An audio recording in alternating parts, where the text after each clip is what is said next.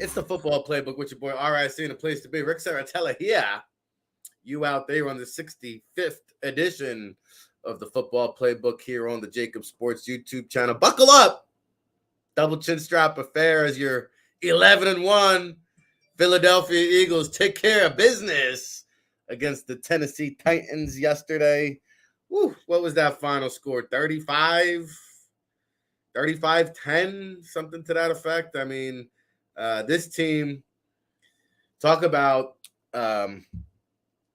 leaving money on the table, right? Jalen Hurts talks about it all the time. To me, this was the most complete Philadelphia Eagles game and still not a clean, finished product. A lot to clean up, a lot to work on, a lot to get better at, which is outstanding news for a team that's 11-1. Hey, buckle up. Shout out to all the chat room people. Adams Exploits, Danny D, William Stark, Brawlster B, Justin C, Danny D, everybody in the chat room, Dank B. Oh, baby. Yeah, they'd be undefeated if it wasn't for a Quez Watkins dropsy. FN Raw, Flash, welcome to the show. Buckle up. Where's everybody checking in from today? It's the global show, the Football Playbook on the JAKIB Sports YouTube channel. Get that like button up early. Do your boy a favor, smash that like button. Let us know where you're chiming in from, what part of the globe here on this December 5th, 2022. But, listen, here's the bottom line. We talk about the Eagles' offense being a chameleon. You're seeing it. You're witnessing it. And, this is the first team, from what I understand, in NFL history to rush for 350 yards one week, then pass for 350 yards the following week. Never been done. Every week it seems like there's some kind of historical performance from your Eagles offense, and I think it's a great thing. I was trying to figure it out. Is it a good thing, a bad thing that the Eagles lack an identity on offense? It's a spectacular thing. Because to me, the Philadelphia Eagles are clearly, without a shadow of a doubt, the most dangerous offense in the National Football League. Eat it. Don't like it? Don't care. Those are facts. Bottom line. It's a bottom line business. And that's not an opinion. That's a statement. Shout out to the listeners from the Jersey Shore to Portland, Oregon, back around again from Collingswood, New Jersey, Michigan in the place to be. Oakland, Adam, I don't even know where that is, baby. Woo, baby. Jersey Shore in the house. I love it. Yeah, the Eagles are a chameleon. We might have to change the mascot or get one of those funky, fresh T-shirts with an eagle that morphs into a chameleon or an eagle that just changes its colors because like Deion Sanders said, hey, we coming. I'm coming. The Eagles are here. The Eagles have landed.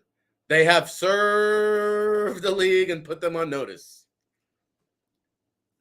Best offense in the National Football League. Bloomfield, New Jersey, oh baby. Danny D from Camden to Newark, Brick City.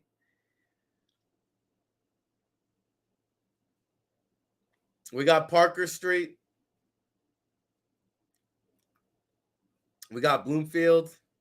We got Bridgeport, Connecticut. We got Traverse City. Yeah, penalties, we'll get into that. Penalties need to be cleaned up.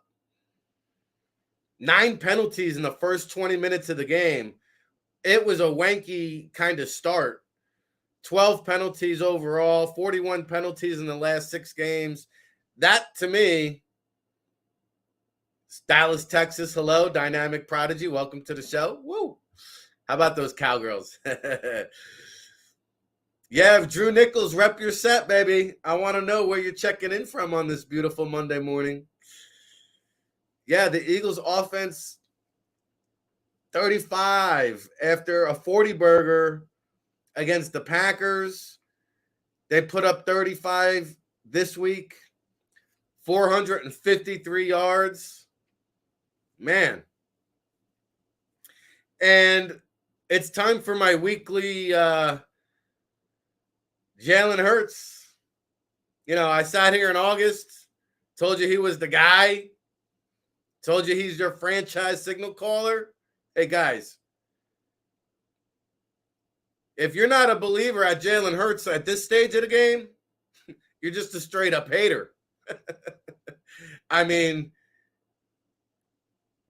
you're just a hater if you don't see that this guy's one of the top 3 quarterbacks in the NFL. Wow. To me, it's Patrick Mahomes, it's Joey Burr, and it's Jalen Hurts. Those are the 3 best quarterbacks in the NFL. Probably your 3 front runners for the MVP.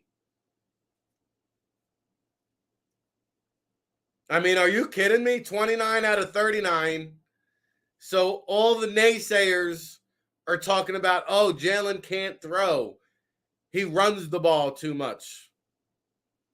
Well, what do you make of yesterday's performance? Did he throw it enough for you? 39 times? 29 completions? 380 passing yards? Oh, by the way, 3 passing touchdowns? Woo! Yeah, Jalen Hurts can't throw, bro. Woo!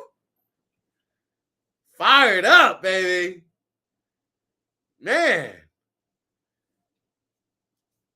Yeah, the guy's the real deal. We got Eagles fans in Washington State checking in. We got Eagles fans down in Dallas checking in. We got Eagles fans across the nation checking in. And guess what? It's going to be an Eagles takeover this week with the New York Football Giants. Buckle up.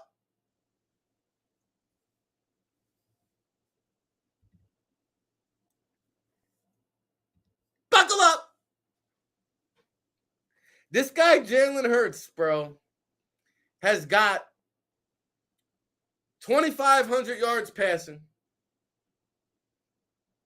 20 passing touchdowns, 9 rushing touchdowns. He's one of the smartest, accurate decision makers in the NFL. Now, granted, I actually think that Hurts is a better deep ball thrower than he is in the short to intermediate game, quite frankly. And you saw it early on, couple throws short, that intermediate passing game, threw a couple ground balls early on in the game. Orlando up in here. You know, I'll tell you what, man, that deep ball accuracy, he does throw the best deep ball in the NFL. Patrick Mahomes and Josh Allen included, guys. I mean, beautiful. In the bucket. Yeah, granted, it doesn't have the RPM or the ball velocity of a Josh Allen or Patrick Mahomes. But, man, that's the prettiest deep ball I've seen. Right in the bucket. Quez Watkins. Right in the breadbasket.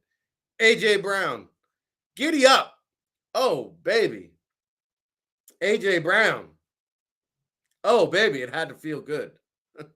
Hurts so good, right? Oh, baby. I mean, and that's the thing is, like, he puts it up there. Jalen Hurts ain't scared. He ain't scared to make a play. He ain't scared to put his receiver in a 50-50 jump ball position. And he's got confidence in his playmakers.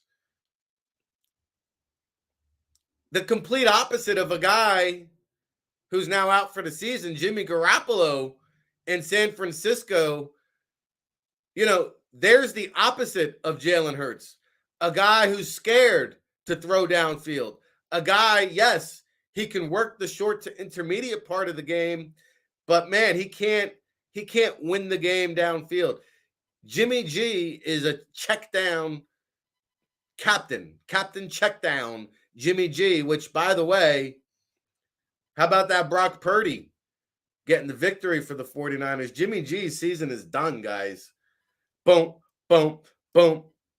Another one bites the dust, and another one down, and another one down, another one bites. Hey, gonna get you too, Jimmy G's out the man. Oh man.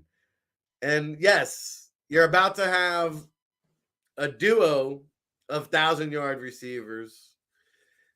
And by the way, I saw Devontae Smith and A.J. Brown, their first game where they both surpassed the 100-yard barrier. They're the first Eagles teammates or first Eagles receivers to go over 100 yards in the same game since, does anybody know? It's been almost 10 years since, give you a second to think about it, since, where'd it go? I just had it here. First pair of wide receivers to go over 100 yards since Deshaun Jackson and Riley Cooper. Close, Stank. Close. You had one. And listen, guys, I get it. A lot of us here have different opinions on the Philadelphia Eagles. It's really not an opinion whether or not Jalen Hurts is a franchise quarterback. That ship has sailed. It's really not an opinion. The confidence, the decision-making, quite frankly, I think after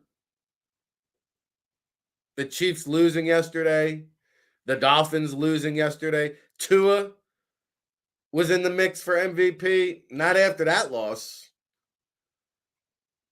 Patrick Mahomes, you can argue after that game yesterday, give me Joey Burrow over Patrick Mahomes for MVP. To me, I'd love to see what the Ocean Casino Resorts odds are this morning. Jalen Hurts is the front runner.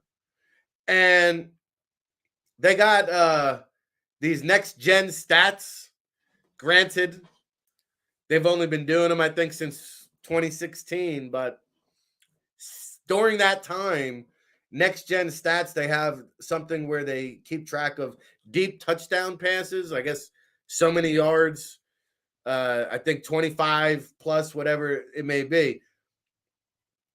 Jalen Hurts is the first, since they've been keeping track of such things, Jalen Hurts is only the second quarterback to have ever have thrown multiple 3 deep touchdown pass games. What does that mean, Rick? So since they've been keeping track, to have 3 deep touchdown passes in one game is what they're saying. To have multiple games like that in the same season. Nobody else has done that since Ben Roethlisberger back in 2016, believe it or not.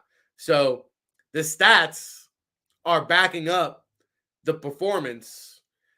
And I could sit here and talk the talk week after week. Jalen Hurts is walking the walk. It's one thing to talk about it. It's another thing, quite frankly, to be about it. Jalen Hurts is bad about it. I mean, yeah, the league is so close. A-Dog, I think the MVP is going to go down to the wire. Just like the Heisman Trophy. Hopefully I get some college football talking later in the show. Yeah, and by the way, Jalen Hurts, he didn't even play the fourth quarter yesterday. We got a little aisle 9, little Gardner Minshew mop-up duties in aisle 9, please, Gardner. Can you clean the mess that is the Tennessee Titans?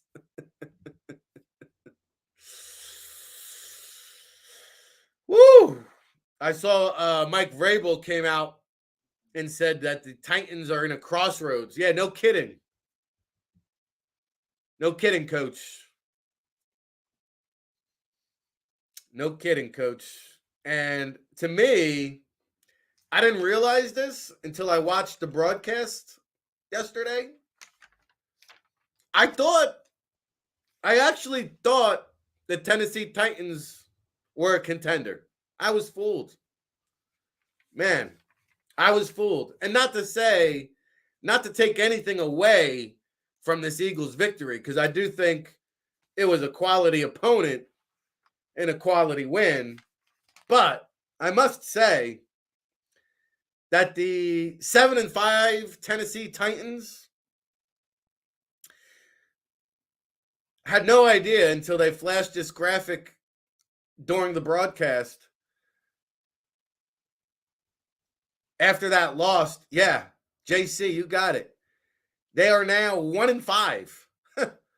1-5 against teams with a record above 500, your Tennessee Titans.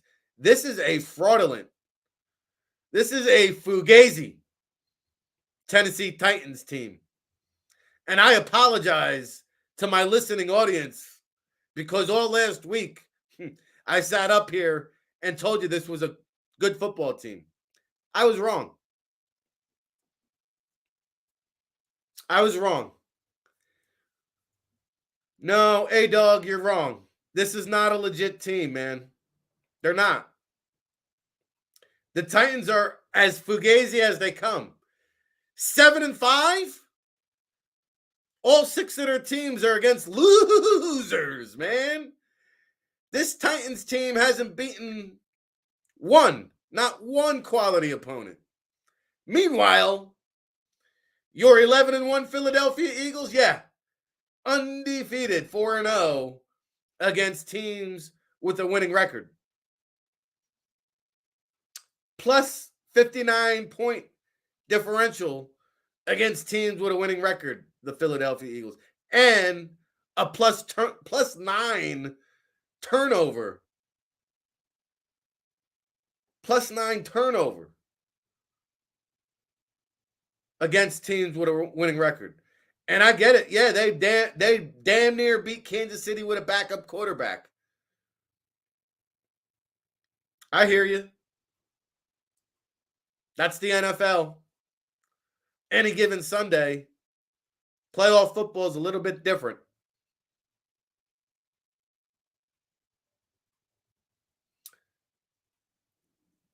You know, the Vikings got murdered by the Cowboys 40-3.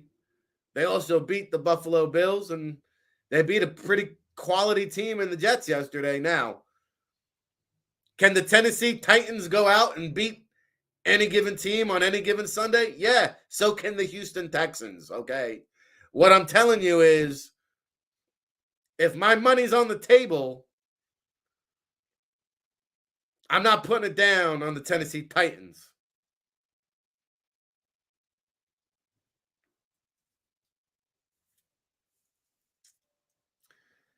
I think they're frauds. I don't think they've beaten a quality team. And this Titans team was much better last year when they had A.J. Brown on the team, and they couldn't get it done then. I don't think they're going to get it done now. And kudos to the Eagles for shutting it down. King Henry wasn't much of a factor. They shut him down early. They shut him down often. And I noticed also, I wanted to give some props. And we talked about penalties was an issue. Turnovers, there were none. Special teams, we'll get into that, was a big boost.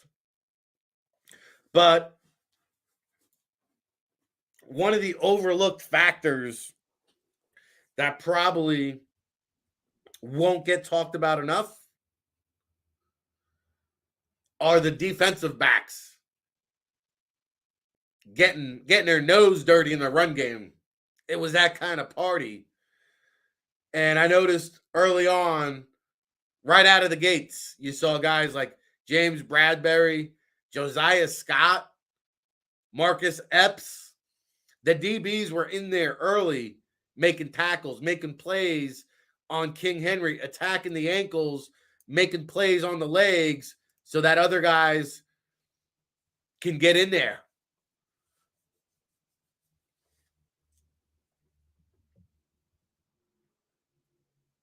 Yeah, Henry, 11 carries for 30 yards.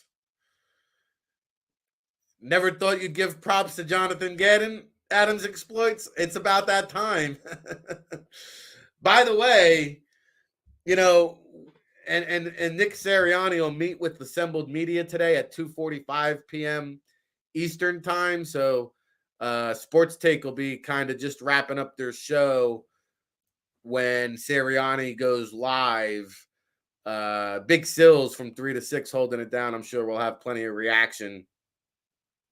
Yes, the Eagles were finally tackling, Steven. Absolutely. JC, the Giants are coming to town. We got a star-studded show for you starting tomorrow. Giants beat writers all week long. Buckle up for that. We'll get into that. And yeah, oh, Henry, Sully Music. Eagles were feasting. They feasted like it was Thanksgiving, but yesterday it was more like dessert with the candy bar. And yeah, I mean, I talked about the offense. The Eagles' defense is top-notch, guys. I don't care where they rank from a statistically speaking standpoint. The defense, when the game is on the line, that's a money defense, right? Like the Eagles in the last 6 games have allowed just 1 touchdown in the second half. That's pretty impressive. That's called rising to the occasion, right? We talk about the cream always rises to the top. When the game's on the line, the Eagles hunker down. That second half defense, man, you saw it again yesterday. They were on it. And the pass rush stepped up. Like we talked about the edge, keeping up with the interior. I thought we saw a complete game from the defensive front unit. Josh Sweat, we mentioned it. It was his time, right, against the backup left tackle, and he did his thing. And Reddick and Sweat, it was like a party in the backfield all afternoon. Party in the backfield. And Fletcher Cox has been given a rebirth with the additions of Linval Joseph and Ndamukong Suh. Fletcher Cox has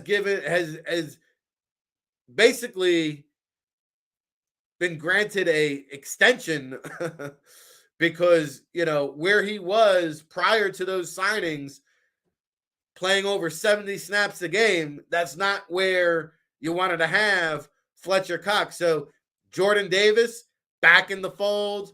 They sprinkled him in.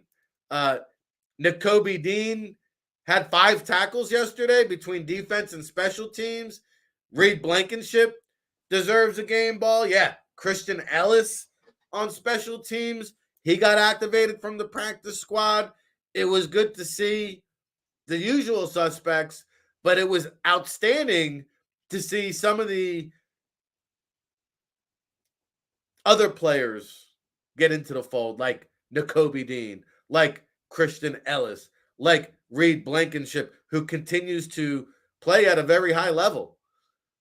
And prior to the Chauncey Gardner-Johnson injury, Reed Blankenship was nowhere to be found. Even when Chauncey Gardner-Johnson comes back, I think Reed Blankenship has played himself into the equation. Like, he deserves to be out on the field even when the safety duo is healthy.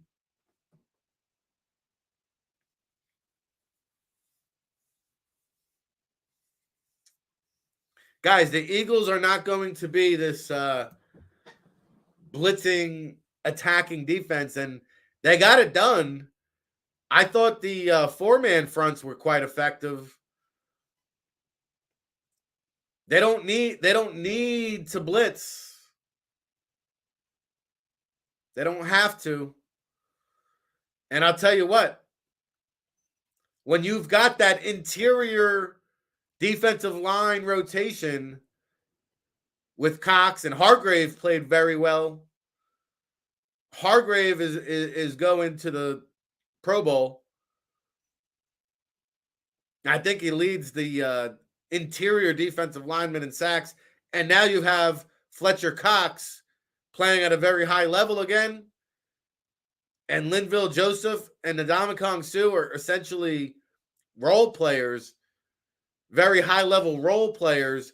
Then you got the young buck, Jordan Davis, who is just out there playing loosey-goosey. He's the Energizer Bunny. He gobbles double teams and eats space all day long so that guys like Josh Sweat, Hassan Reddick, and Brandon Graham can make plays on the outside. Hey, you saw some end arounds, you saw some stunts, you saw some every angle. The Eagles defense bringing it, coming at you. Yeah, Reddick is probably, Reddick has been,